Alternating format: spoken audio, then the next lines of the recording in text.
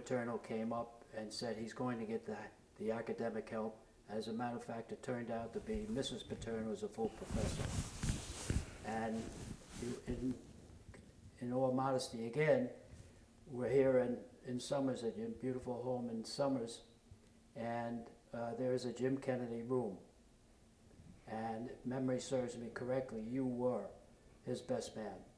Yes, yes. You know, I was concerned about Jimmy going to Penn State because they never recruited that type of kid, a partial qualifier or a Prop 48. And you know, places like Syracuse, Paul Pasqualoni was a good friend of mine up there. They've dealt with those type of kids in terms of getting them through college.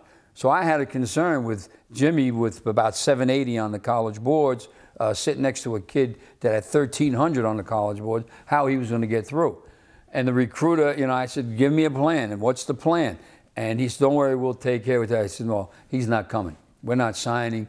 I want Joe Paterno to explain to me how Jimmy Kennedy is going to get a degree, because I don't know if he's going to be a professional football player or not. I want him to get a degree. And that's when Coach Paterno flew up, and it was very quick.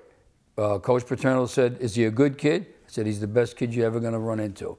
He said, well, will he come on Saturday and Sunday from 9 in the morning till 6 o'clock every weekend, the whole first year that he's there because he couldn't play?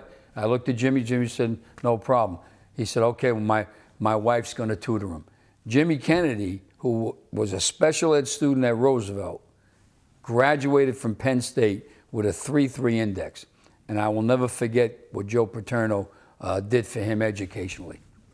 As I'm thinking back, because Vince Lombardi has passed away, and what Joe Paterno did for Jimmy in terms of his education, when you talk about three people, he might be the first one. Joe Paterno is a man that I would love to sit down and speak to. Tony, how would you like to be remembered? Just as a guy that cared, you know, a guy that cared about people. You know, not about being a great coach. You know, there's so many great coaches. They forget you in a year. You know, all the great coaches. You know, you ask kids today who Bear Bryant was, they don't even remember his name. Woody Hayes, they don't remember. But I just want the kids that I coached to remember that I cared about them. And I really think that, you know, kids, they don't really, you know, they don't care about what you know. They really don't care about what you know until they know that you care. And I want my kids to look back and say, you know what? That guy really worried about me. He was concerned about what I was going to become. Not that, you know, I scored the winning touchdown in the championship game. And if I could be remembered that way, I would be very happy. Tony, what has the Frank McGuire Foundation meant to you and your fellow coaches? Oh, my God. My God. When this first was being developed, I couldn't believe it, because I have always felt the importance of the work that high school coaches do, and really go unrecognized. You know, the college coaches get the publicity. They are now making all the money. Professional coaches make all the money. And there are the high school coaches plying their trade, setting the foundation for this country, in my opinion. We are setting the foundation for the United States of America because we have the best connection to the youth. And no one really seemed to care. And all of a sudden, the McGuire Foundation comes along, and certainly with the name that you're using, McGuire, and how famous he was, to honor high school coaches, I really thought was very special, and I will never forget that. Tony, thank you for your marvelous example and our friendship. Thank you so much. Coach, one other question I wanted to ask you. For all the parents that are out there, is there any advice you can give to parents in terms of raising their children? Anything that you would advise them to do in this day and age of challenges? I think that we've got to get away from the scholarship mode. That they have to put. You don't play a sport to get a scholarship. If you're doing that, I think it's a mistake. If coaches are teaching that, it's a mistake.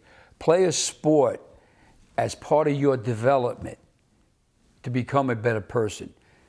If the four of us were in a math class, you know, where the teacher's on the board, writing your stuff down, there's really no interaction.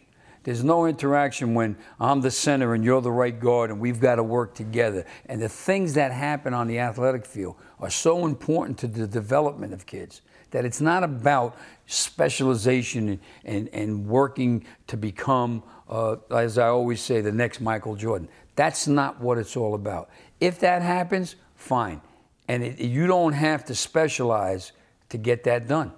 Let it just happen. Let your kid enjoy their high school career. Let them dabble in all the sports, anything that they like. And if a scholarship is going to be in the process, that's fine. And if you really want to help your child in terms of their development, get them someone that's going to train them to become a better athlete. Don't worry about the particular sport, because all sports are related in terms of training. I mean, the Yankees have a strength coach now. Years ago, you couldn't, if you lifted weights, it was bad for baseball. Yeah, all that stuff is over with. That if you train to get better as an athlete, it will help you in all sports. Coach, I asked Coach Kern a question. I said, Coach, I have 4 daughters. What advice could you give me in terms of how to raise them? He said, Sean, do less. You know, we look at a day and age of challenging values for our children today.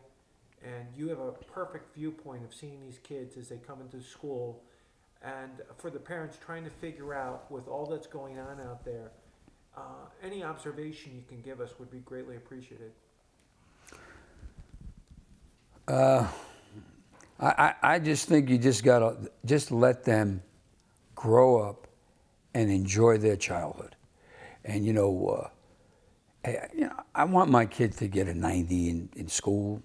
I want him to be an A student. So he's a B+ student. So what? So what? Is he a good person? See, I've always raised my kids, and I've told them that I will support them in all their problems. They flunk a course. I don't want them to be bad people. I don't want them hurting other people, you know, not just physically, but verbally. And I raise my children to be good kids. And anything beyond that, to me, is extra. So if they're struggling a little bit in school, yeah, I'm going to get on them a little bit, and I want them to study hard. I don't make a big deal about that.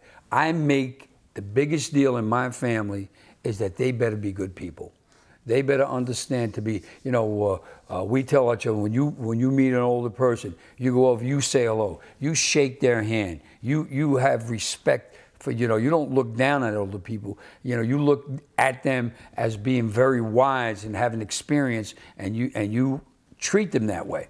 So I just think that when a kid is 10 years old and the parents yelling at the kid because he got a 95 instead of 100, I think it's ridiculous. I think we're putting too much pressure on our children today. Learn to accept wherever they're at, as long as they are continuing in the development of becoming a good person.